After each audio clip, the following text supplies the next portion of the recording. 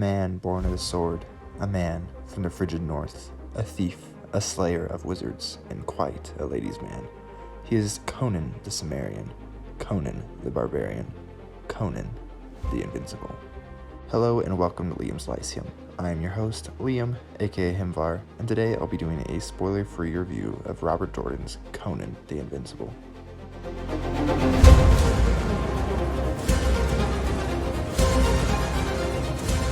Conan the Invincible is a 1981 novel by Robert Jordan. It is not his debut, but the first pastiche of 7 Conans by Jordan.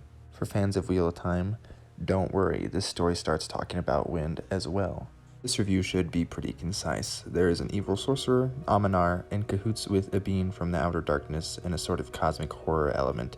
After this, we meet Conan in Shadazar, capital of Zamora. He's with a whore.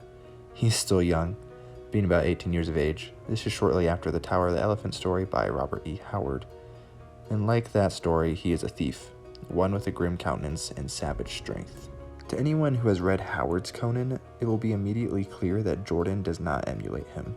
If you can clear your mind and let Jordan's Conan be different from the original, then you'll enjoy Jordan's great writing.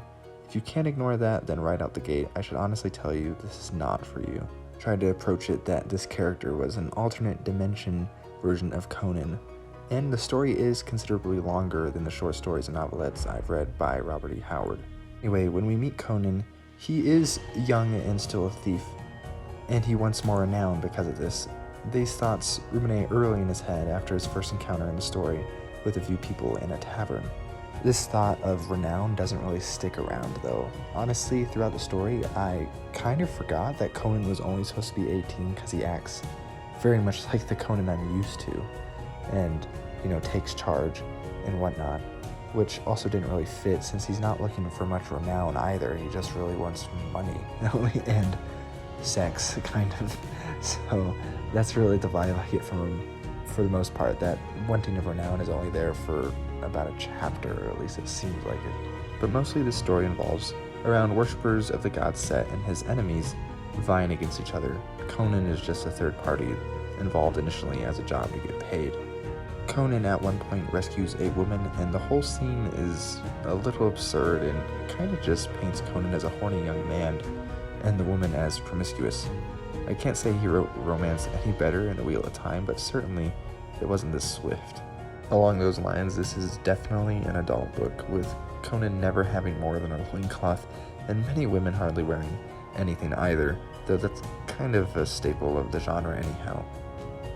And while in REH's Conan, he almost always curses and swears by the god Crom, in this he swears by a couple other deities, most notably Bel, the god of thieves.